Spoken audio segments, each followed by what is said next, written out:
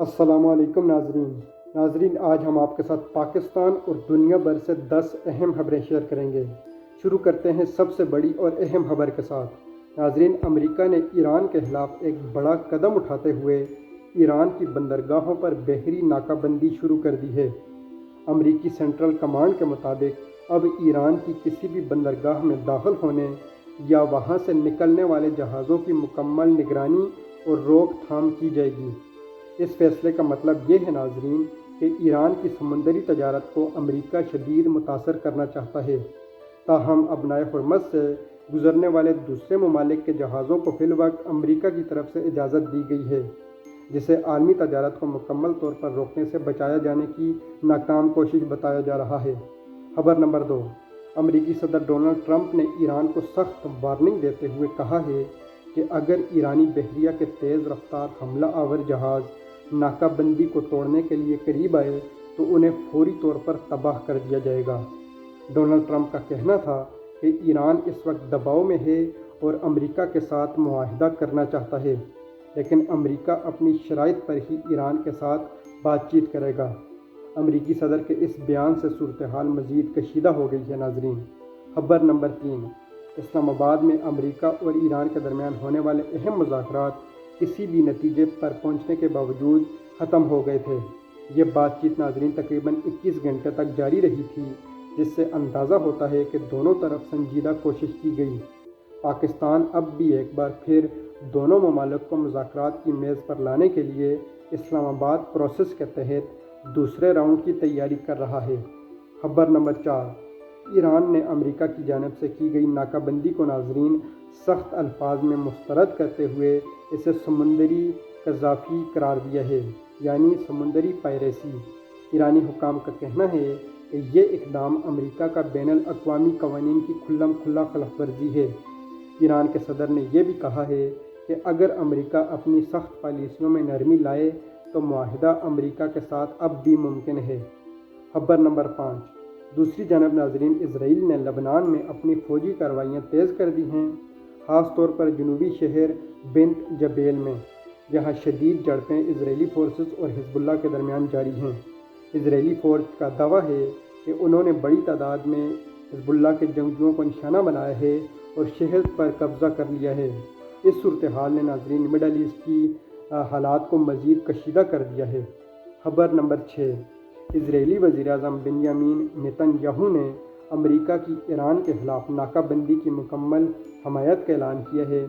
ان کا کہنا ہے کہ ایران کے ساتھ کسی بھی وقت سیز فائر ختم ہو سکتا ہے اور ایسے میں سخت اقدامات ضروری ہیں۔ انہوں نے امریکہ کے موقف کو درست قرار دیا۔ خبر نمبر 7، ان تمام حالات کے باعث ناظرین عالمی منڈی میں تیل کی قیمتیں ایک بار پھر تیزی سے بڑھ گئی ہیں اور $100 فی بیرل سے تجاوز کر گئی ہیں۔ ماہرین کا کہنا ہے کہ اگر ابنائے ہرمز کی بندش قائم رہتی ہے تو پرائسز مزید متاثر ہوں گی۔ دنیا بھر میں ایندھن کی قیمتوں میں مزید اضافہ ہو سکتا ہے، جس کا اثر عام لوگوں پر پڑے گا۔ خبر نمبر 8، ناظرین برطانیہ اور فرانس نے ابنائے ہرمز کی حفاظت کے لیے مشترکہ اقدامات پر غور شروع کر دیا ہے۔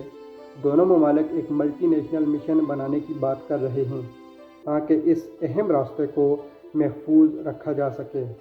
تاہم برطانیہ نے واضح کیا ہے کہ وہ امریکہ کی ناکہ بندی میں براہ راست شامل نہیں ہوگا۔ خبر نمبر 9، لبنان میں ناظرین اقوام متحدہ کی امن فورس نے الزام عائد کیا ہے کہ اسرائیلی ٹینک نے ان کی گاڑیوں کو نشانہ بنایا ہے۔ یہ واقعہ اس وقت پیش آیا جب علاقے میں فوجی کارروائیاں جاری تھیں، جس سے عالمی سطح پر ناظرین تشویش میں اضافہ ہوا ہے کہ اسرائیل نہ تو سویلین کی پرواہ کرتا ہے نہ ہی جنگجوؤں کی۔ وہ نہ بچوں کو معاف کر رہا ہے نہ بوڑھوں کو، اور اسرائیل اس جنگ میں مزید انسانی قوانین کی خلاف ورزیاں کر رہا ہے۔ خبر نمبر 10، ناظرین پاکستان مسلسل امریکہ اور ایران کے درمیان ثالثی کی کوشش کر رہا ہے۔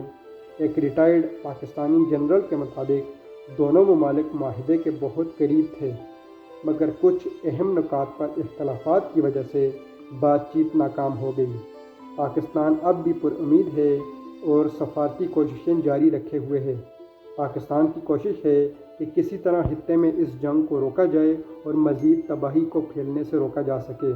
ناظرین، اس جنگ کی وجہ سے سب سے زیادہ متاثر ہونے والے ممالک میں پاکستان سر فہرست ہے، کیونکہ پاکستان کا زیادہ تر تیل سعودی عرب سے آتا ہے اور پاکستان کی LNG قطر سے آتی ہے، اور اس جنگ کے باعث دونوں طرف سے پاکستان کو بہت مہنگی قیمتوں پر تیل اور LNG مل رہا ہے، جس کی وجہ سے پاکستان کی عوام شدید طریقے سے ڈائریکٹ متاثر ہو رہی ہیں۔ پاکستان میں اس وقت خطے میں سب سے مہنگا پیٹرول اور گیس بک رہا ہے۔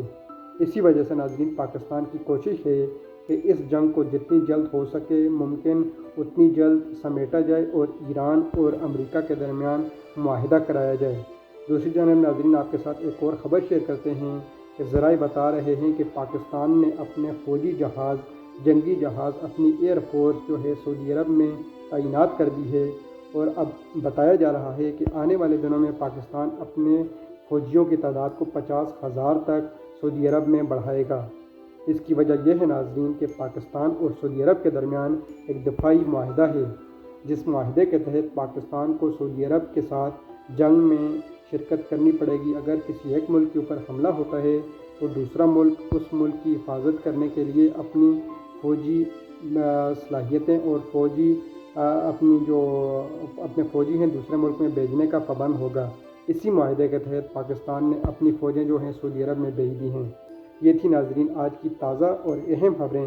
اگر آپ کو یہ ولاگ پسند آیا ہو تو آپ سے ریکویسٹ ہے کہ اس کو لائک کریں اور شیئر کریں۔ ملتے ہیں آپ سے نیکسٹ ولاگ میں، تب تک کے لیے اجازت دیجیے۔ اللہ حافظ۔